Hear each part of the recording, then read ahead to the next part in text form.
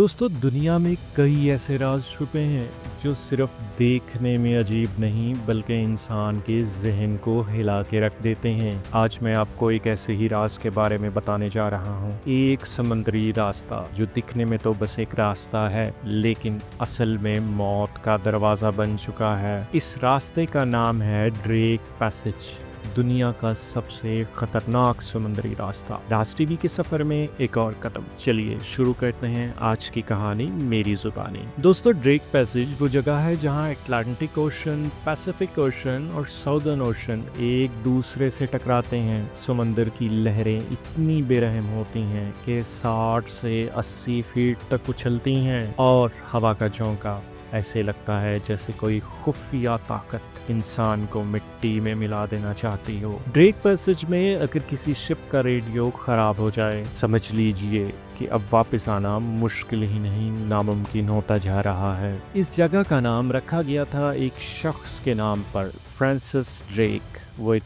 British pirate था, लेकिन असल में ब्रिटिश एम्पायर का एक खास एजेंट भी। दोस्तों, उसका मिशन था स्पेनिश एम्पायर की ताकत को साउथ अमेरिका में तोड़ना। लेकिन जब वो अपने मिशन पर था तो उसके साथ कुछ ऐसा हुआ जो आज तक लोग समझ नहीं पाए। फ्रांसिस ड्रेक ने जब अर्जेंटीना के पास अपना काफिला रोका तो वहाँ उसके साथ गद्दारी हुई। उसने अपने 40 लोगों को खुद फांसी दी और अपना सफर जारी रखा। जब उसने समंदर में एक अजीब सी जगह देखी जहाँ से पहले कोई नहीं गुजरा था, तो उसने समझा कि वो किसी नई दुनिया के करीब है। असल में वो जगह थी अंटार्कटिका। लेकिन अंटार्कटिका के रास्ते में जो समुद्री कॉरिडोर आता था, उसने ड्रेक की एक शिप को निकल लिया। तब समझा गया कि इस रास्ते में कुछ तो ऐसा है जो आम समुद्रों से बिल्कुल अलग है। इसीलिए इस कॉरिडोर का नाम रखा गया ड्रेक पैसेज। दोस्तों, इसके बाद कई लोगों ने इस रास्ते से गुजरने की कोशिश की, लेकिन बार बार कुर्बानी देनी पड़ी। कैप्टन कुक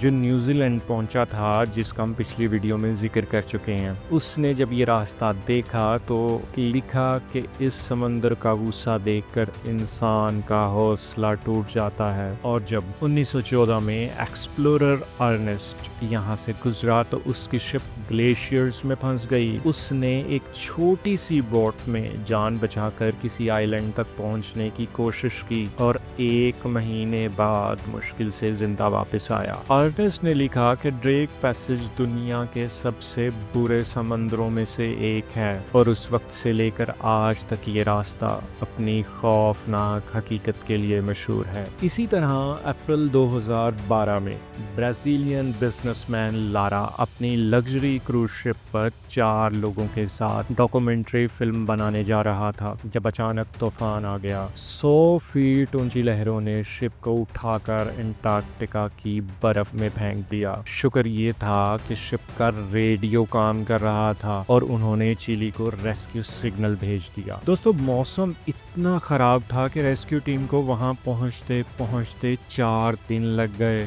और मुश्किल से सब लोग बचाए गए। आज भी कई शिप इस रास्ते से गुजरते वक्त दुआ करते हैं, क्योंकि यहाँ का पानी, यहाँ की लहरें और यहाँ का मौसम कब क्या कर दे कोई नहीं जानता। अंटार्कटिका का ठंडा पानी जब पैसिफिक और अटलांटिक ओशन के गर्म पानी से टकराता है तो एक ऐसी तबाही पैदा होती है जिसे साइंस भी समझने से कासिर है। लोग कहते हैं कि ये सिर्फ समुद्री रास्ता नहीं बल्कि एक कत्लगाह है जहाँ सिर्फ नसीब वाले ही जिंदा निकलते हैं। इसलिए जब भी कोई शिप ड्रेक पैसेज के पास से गुजरती है तो हर क्रू मेंबर के दिल में एक ही सवाल होता है, क्या हम वापस लौट पाएंगे? आज जब पनामा कैनाल भी क्लाइमेट चेंज की वजह से खतरे में है तो दुनिया एक बार फिर ड्रेक पैसेज की तरफ देख रही है, लेकिन ये भूल जाते हैं कि ये रास्ता सिर्फ एक शॉर्टकट नहीं बल्कि एक खौफनाक इम्तिहान है जहां हर लहर, हर झोंका,